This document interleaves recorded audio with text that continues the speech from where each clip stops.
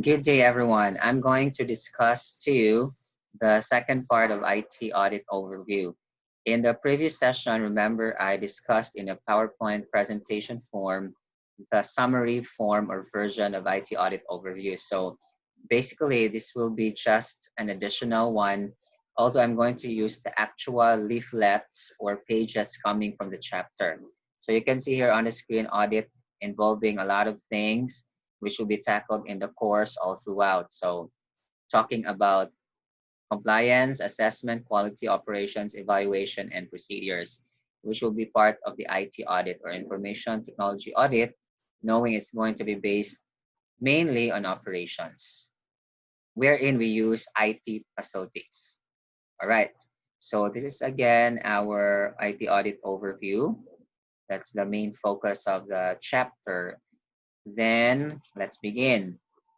So for this chapter, again, we are going to look into the various contents. So we have the introduction, okay, then the following topics, which will be tackled along the way. All right, let's begin. In the introduction, there is a statement here which says that the need for information technology auditors far outstrips the supply of qualified candidates. Now, that's really a strong statement. So we can dissect this into two variables. The need for information technology auditors, meaning that's the demand for IT auditors, far outstrips, okay, that's like the relationship between the second variable, which is the supply of qualified candidates. So demand versus supply. It's like, all right, so you might be hearing some noises, so just disregard them, especially on my background. Anyway, to continue, so the demand is greater than the supply. We might have a lot of needs of IT auditors, but the question is, do we have the necessary supply to answer that particular need or demand? So that's the reason that despite the demand, there's still lacking or the lack of qualified, credible, and reputable professionals in the field. Now, mind you that this field is really rewarding. So for those really who are having the career, the qualifications, the credentials of IT and audit, especially if one goes abroad or you go abroad, then basically you still have or you should have or you must have many careers there. As what I've said, there would be plenty of certifications and all. So as said here also that the words above should be encouraging. Of course, that we should be pushing ourselves to be qualified so that there would be the answer to the demand and there is an heightened appreciation of the need for auditing as being said. Okay, so we need to adjust based on the demand in the market. We know these things from economics. Then the work also is interesting and challenging. Of course, we talk about systems, we talk about the IT facilities, the communication facilities, gadgets, etc., computers, accounting softwares, and the like. Next, impact of IT on organizations. Now, the IT plays a very important role so that our operations would go smoothly. So can we just imagine that if we are in the long time ago, we are going to process transactions manually. So we have to write or jot down things.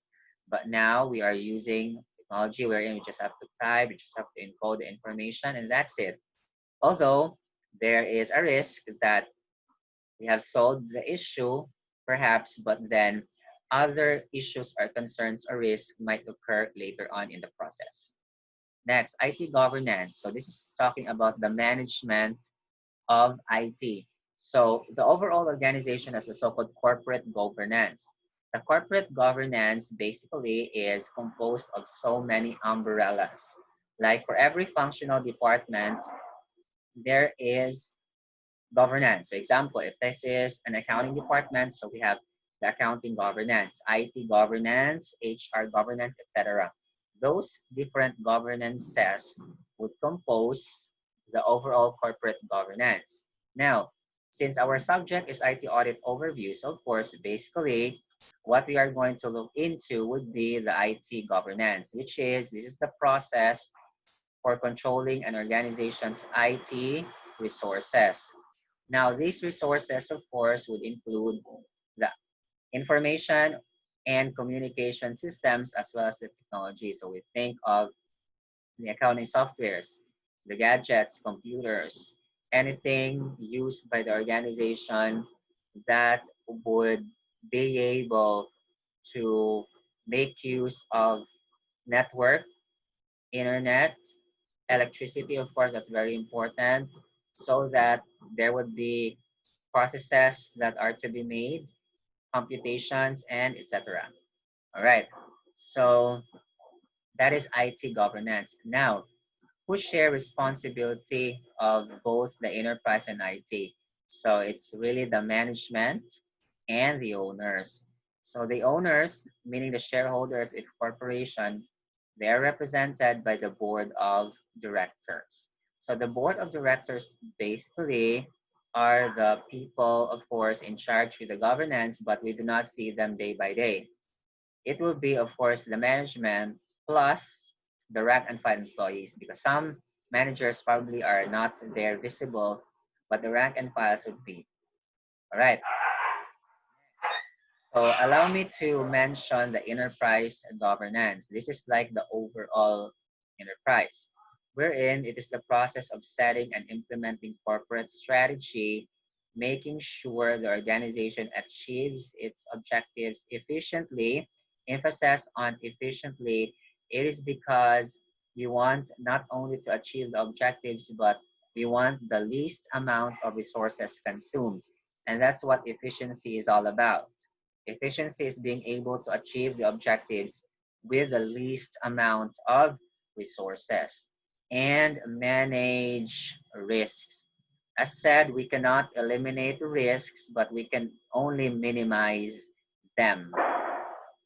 In addition, IT governance is very important because we know that IT is one of the functional departments in the organization, and it should be aligned to the corporate vision, mission, goals, objectives, core values, strategies, policies, and the likes.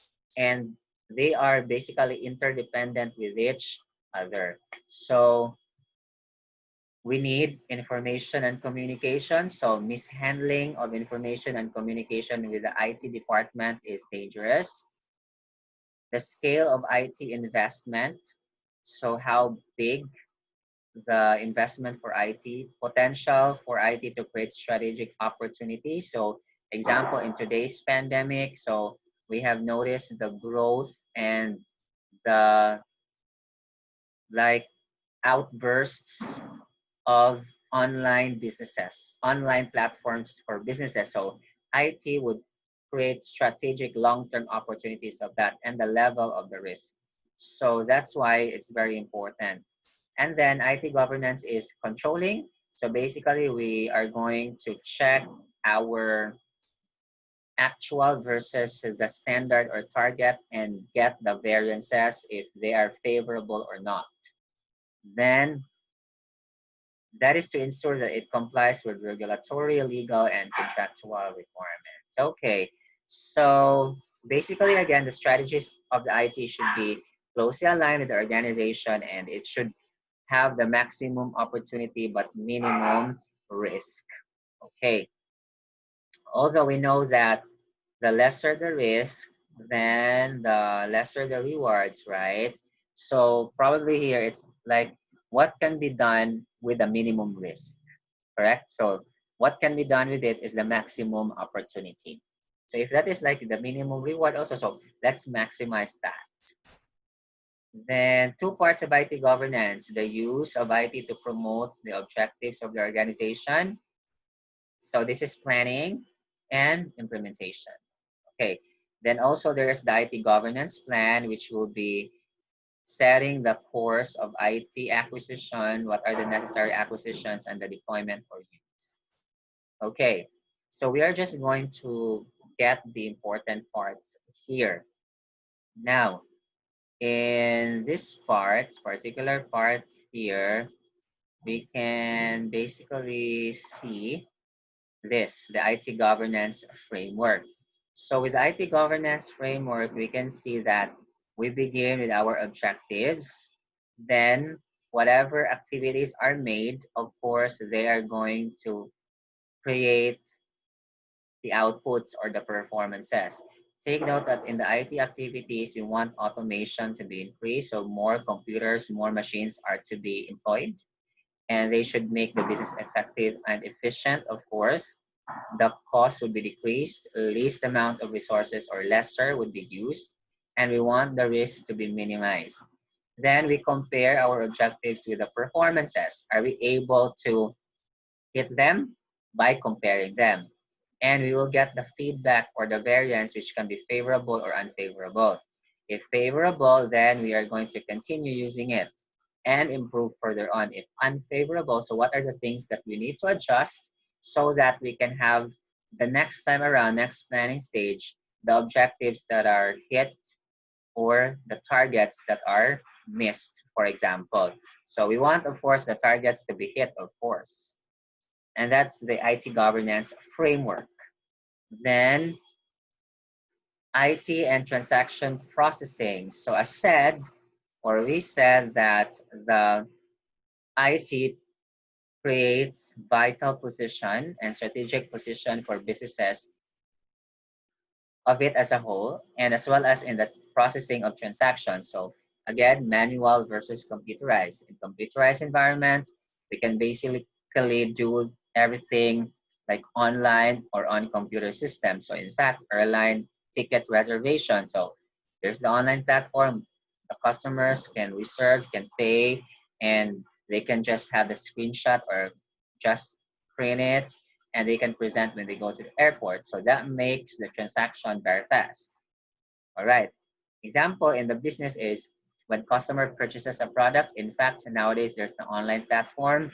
Then the company can look at the orders, can verify them with a payment also if on account, okay, like with the customer. So it's also there.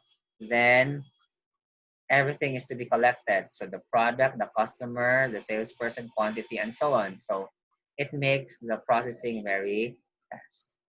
As said also, we have to take note that this may increase some risks, but decrease or and decrease others. So the errors in manual computations would be decreased, but some risks cannot be reduced. For example, if the tag or barcode is wrong, of course, the IT will process that. Let's say there's an item, item A, the barcode that is placed there is for item B. So by scanning that item, it will be processed accordingly by the IT system. So with that, meaning there's still some sort of intervention, the data validation prior to placing in the system. So that risk cannot be reduced just because there's an IT in terms of processing, but probably we also have to employ IT on data validation. That's another thing, which is something that can be done, of course. The use of IT can reduce risk due to human error, but it can also increase them. So human errors that come from repetitive data entry might be replaced by programming errors. So sometimes humans just thought that, oh, this has been recorded already, but not. So omission or recording the same. So that's duplication. In that case, there's programming. So the programming wouldn't allow one item to be recorded like more, I mean, many times or more times. Okay. After that, the work of an IT auditor can be expressed as of many engagements. So IT auditors have been around as long as IT itself. So when there's IT, there is a need really for audit. That is to make sure that the operations again are effective and efficient as intended by the management. The IT auditors can work internal or external. So they can be under the payroll of the organization or they can be external, meaning they can be coming from the outside. They can be in the form of independent auditing firms offering IT audit services, then they can be hired for professional fees or for that engagement alone.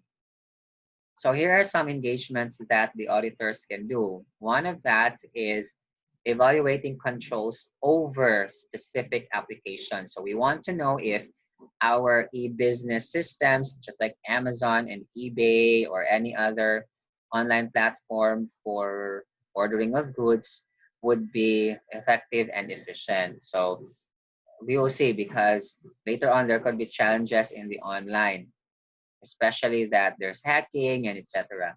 So that's it, the controls placed. Then assurance over specific processes. Can they be trusted? Can they be reliable? So there can be some agreed upon procedures, audit, meaning the client and the auditors would agree as to the scope of the assurance. And that's why it is specific.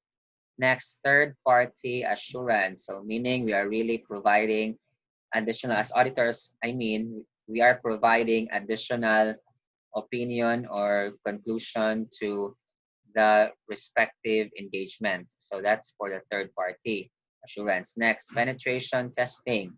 So for this one, we want to gain access to information resources in order to discover security weaknesses. So we will be trying to hack or penetrate the system, but this is called hacking for hire or ethical hacking, wherein what we are going to do is we dig into the particular system, we penetrate, and so that we will be able to discover if there are any holes or weak spots or vulnerabilities.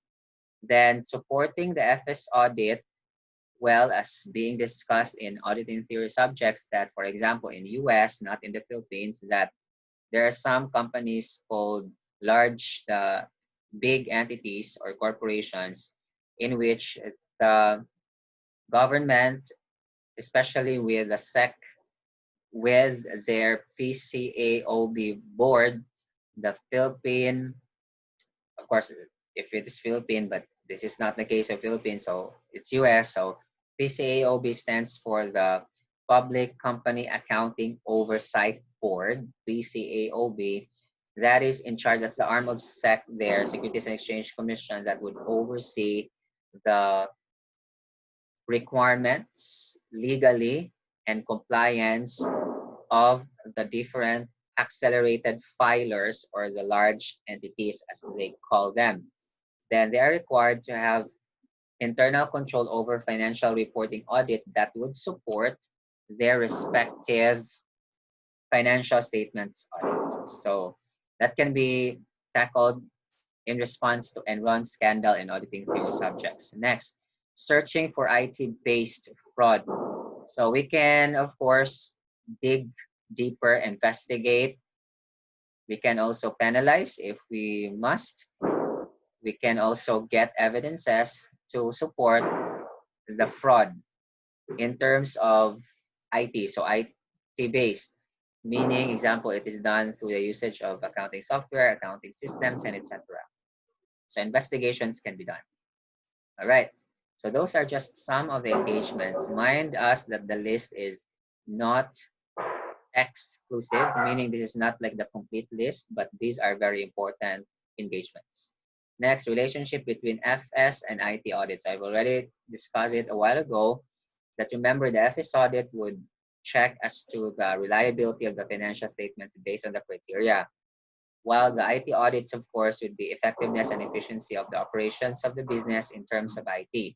So IT would support the FS audit, but it doesn't mean that if we do not do IT audit, that the FS audit would not result to fair and reliable financial statements. So as auditors, we can be satisfied as a review for FS audit just by increasing our substantive tests. So IT auditors' work would support the FS audit. Now, as auditors, we can do auditing around the computer or through the computer. When things in the prior decades are not complex or not so complex, we can just do auditing around the computer. Auditing around the computer is basically comparing the inputs and the outputs. If we see that the outputs are able to get or generate the standards based on the inputs. So we would say that, oh, the process is reliable. The process is effective and efficient. So meaning the auditing around the computer and through the computer would be on the process verification or analysis or evaluation. If auditing through the computer, we really have to undergo the process. So for us to know if the process is reliable and really effective and efficient, so we have to examine, evaluate the process. All right, those are the things there. In terms of IT auditors work in the FA process or financial audit process, so if these are the steps in this one in rectangles, so if these are the steps in financial audit process, so the IT auditors will also follow the same path. So example, if the FA auditors would develop audit plan, so IT auditors would work with financial auditors to develop audit plans. So IT job would support the financial statement audit as a whole. So example, prior to that, develop an understanding of the client and perform preliminary audit work. So IT auditors would evaluate the complexity of IT. So what is the impact of IT to understanding of the client?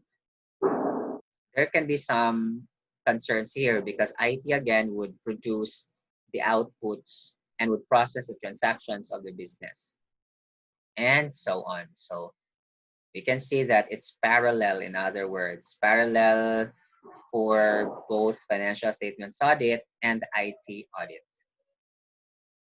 Next, remember the Sarbanes-Oxley Act of 2002 that was the response of Enron scandal in 2001 that resulted to more stringent and stricter requirements in terms of financial reporting and also internal controls, which are heavily required, especially for accelerated filers. So this statement, since many internal controls involve IT, it is likely that these requirements will increase the involvement of an IT auditor in a financial audit engagement. Yeah, that's true. Because basically, IT auditors are really involved then in IT controls or internal controls. So meaning, if there are more requirements, it would increase a little, not that much, to the involvement of IT auditors. All right. After that would be the skills. So the skills can be classified into two, the technical and general personal and business skills. As said, for us to become IT auditor, we can have a bachelor's degree and we can increase it through certifications. So in terms of degree though, those having degrees in IT, information systems, computer science, accountancy, business will have edge over the others. However, they may not be enough because again, we want qualified candidates. So that's why special degrees, graduate degrees, and certifications or licenses could be required, just like for the CPA, CFE, CIA, and CISA. Then, in terms of skills, we need not only the knowledge of the softwares, but also the communication skills and business skills. So we need people to really have communication so they can understand others and they have the ability to be understood by the others. So they have interpersonal skills and can work in teams because rarely do IT auditors work alone. Okay, so of course that's the part. However, there's an emphasis here also that there seemed to be a negative notion about auditors like, oh, the auditors are coming this Monday. So it's like, here are again these auditors who are demanding reports, this, that, and the other. However, let us take note and let us put it this way that the auditor's work is to verify the client's business, their IT, operations, effectiveness, and efficiency. So it's for them. It's not for you as auditors or us as auditors. The auditors, of course, would be happy because, of course, whether we like it or not, payment, fees, salaries are at stake. At the end of the day, it's for the client or business. So why are they hiring auditors? Because of the benefits that they are thinking aside from the requirements. So supposedly it should have not resulted to the negative notions, but human beings as we are, we cannot avoid those things. So anyway, hopefully that would change in the near future. All right, so what about for the IT auditor organizations and certifications? I think I mentioned this one that there are so many of them. In fact, we have the ISACA for Information Systems Audit and Control Association. There's the certification, which is CISA for those really auditors for the information systems. Next would be for the internal auditors. So Institute of Internal Auditors would be for within the business confines. Could be also for the controls, internal controls of the business, could be their operations and etc. Another one would be this one. Internal auditor may choose to become a CISA or CPA. This is in US though. So CIA would be at risk to be mistaken for spies or CIA, yeah, because CIA also stands for another entity, but it's for internal auditor. Then the CISA is for information systems. All right. Another one is for ACFE, the Association of Certified Fraud Examiners, wherein it's really going to be fraud based. So fraud means the intention to deceive others. So this would involve the softwares of accounting, the computers, and etc. Because fraudulent items, especially the financial related ones, could also happen here. For example, fraudulent financial transactions, the investigation, legal elements of fraud, even criminology and ethics. So the exam does not cover IT explicitly and IT is not a focus. But this can be done, of course, because we have to know the impact and the connection of the fraud to IT and vice versa. After that, this is the largest professional organization in the world, the AICPA, composed of the certified public accountants.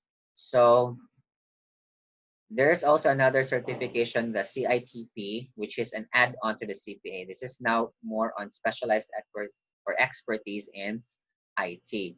So in other words, the lesson here is that there are so many credentials that can be done or can be obtained or let's say can be added to the credentials of the CPAs or the accounting professionals in order to add credibilities to their names. And of course, they can provide values or add values to their clients in the current and in the future times.